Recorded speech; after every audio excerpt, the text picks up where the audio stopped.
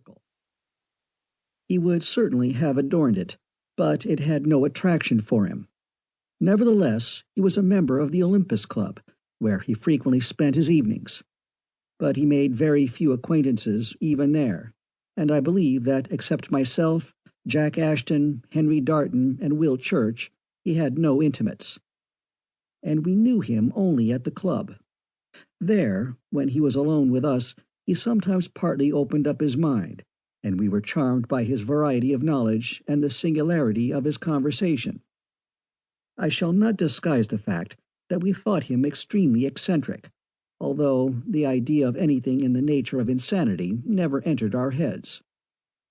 We knew that he was engaged in recondite researches of a scientific nature, and that he possessed a private laboratory, although none of us had ever entered it. Occasionally he would speak of some new advance of science, throwing a flood of light by his clear expositions upon things of which we should otherwise have remained profoundly ignorant. His imagination flashed like lightning over the subject of his talk, revealing it at the most unexpected angles, and often he roused us to real enthusiasm for things the very names of which we almost forgot amidst the next day's occupations. There was one subject on which he was particularly eloquent: radioactivity, that most strange property of matter whose discovery had been the crowning glory of science in the closing decade of the 19th century. None of us really knew anything about it, except what Stonewall taught us.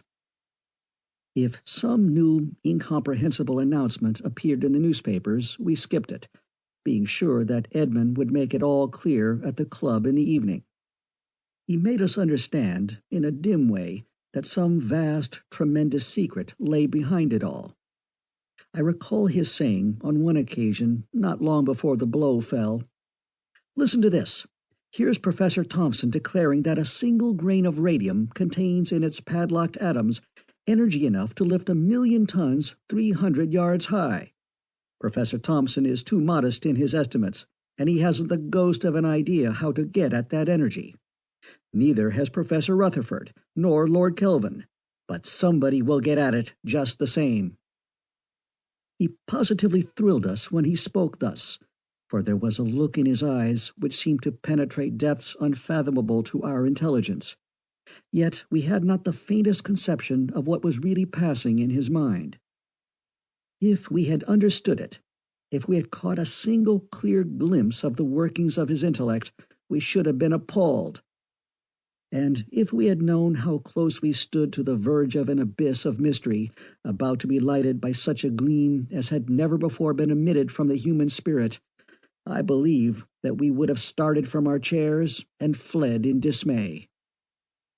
But we understood nothing, except that Edmund was indulging in one of his eccentric dreams, and Jack, in his large, careless, good-natured way, broke in with, "Well, Edmund, suppose you could get at it, as you say. What would you do with it?" Stonewall's eyes gleamed for a moment, and then he replied, with a curious emphasis, "I might do what Archimedes dreamed of." None of us happened to remember what it was that Archimedes had dreamed, and the subject was dropped. For a considerable time afterwards we saw nothing of Stonewall. He did not come to the club, and we were beginning to think of looking him up, when one evening, quite unexpectedly, he dropped in, wearing an unusually cheerful expression. We had greatly missed him, and we now greeted him with effusion. His animation impressed us all, and he had no sooner shaken hands than he said, with suppressed excitement in his voice, "Well, I've got at it." "Got at what?" drawled Jack. "The interatomic energy.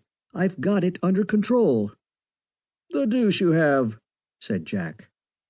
"Yes, I've arrived where a certain professor dreamed of being when he averred that, when man knows that every breath of air he draws has contained within itself force enough to drive the workshops of the world, he will find out some day, somehow, some way of tapping that energy. The thing is done, for I've tapped it." We stared at one another, not knowing what to say, except Jack, who, inspired by the spirit of mischief, drawled out, "Ah, yes, I remember."